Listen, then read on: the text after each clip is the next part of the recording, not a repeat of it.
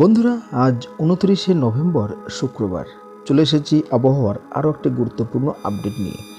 তো আজকে প্রথম থেকে জানিয়ে দেব উত্তরবঙ্গ, দক্ষিণবঙ্গ এবং কলকাতার, তার সঙ্গে মৎস্যজীবীদের কী সতর্কবার্তা দিয়েছে আলিপুর আবহাওয়া দপ্তর, সেটা আপনাদেরকে বিস্তারিত জানাবো এই ভিডিওতে।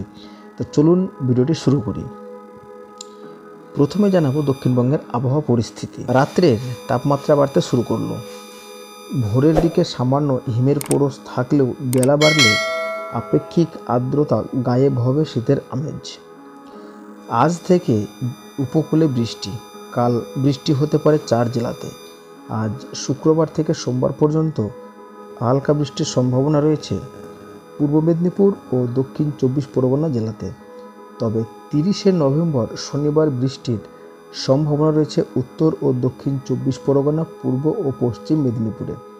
এবং 1 ডিসেম্বর রবিবার হালকা বৃষ্টির সামান্য সম্ভাবনা রয়েছে পূর্ব পশ্চিম মেদিনীপুর ও দক্ষিণ 24 পরগনা জেলাতে। তাছাড়াও দক্ষিণবঙ্গের সমস্ত জেলার আকাশ কিন্তু মূলত পরিষ্কারই থাকছে। চলে আসি উত্তরবঙ্গে। সকালের দিকে কুয়াশার হালকা চাদর থাকবে দার্জিলিং এবং উত্তর দিনাজপুর জেলাতে। জলপাইগুড়ি ও মালদা জেলাতে কুয়াশার সম্ভাবনা থাকবে। আপাতত ঘন কুয়াশার সতর্কবার্তা নেই। বিক্ষিপ্তভাবে হালকা থেকে মাঝারি কুয়াশা সকালের দিকে থাকলেও বেলা বাড়লে পরিষ্কার হয়ে যাবে, যেটা আমরা জানতে পারছি।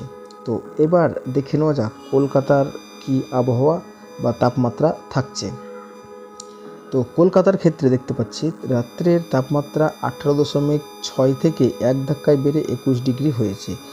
গতকাল দিনের সর্বোচ্চ তাপমাত্রা 27.1 ডিগ্রি থেকে সামান্য বেড়ে 27.2 ডিগ্রি এবং বাতাসে জলীয় বাষ্পের পরিমাণ বা আপেক্ষিক আর্দ্রতা 53 থেকে 90% হয়েছে।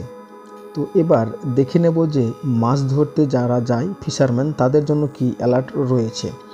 তো মৎস্যজীবীদের জন্য সতর্কবার্তা বলতে দক্ষিণ পশ্চিম বঙ্গোপসাগর এলাকাতে মৎস্যজীবীদের গভীর সমুদ্রে যেতে নিষেধাজ্ঞা জারি করা রয়েছে। তবে শ্রীলঙ্কা ও অন্ধ্রপ্রদেশ, তামিলনাড়ু উপকূলে সোমবার বিকেল পর্যন্ত মৎস্যজীবীদের মাছ ধরতে যেতে নিষেধ করা হয়েছে। তো বন্ধুরা, আবহাওয়ার আপডেটটি এই পর্যন্তই। কেমন লেগেছে অবশ্যই জানাবেন। ভালো লাগলে চ্যানেলটিকে সাবস্ক্রাইব করে পাশে থাকবেন। তো ধন্যবাদ ভিডিওটি সম্পূর্ণ দেখার জন্য।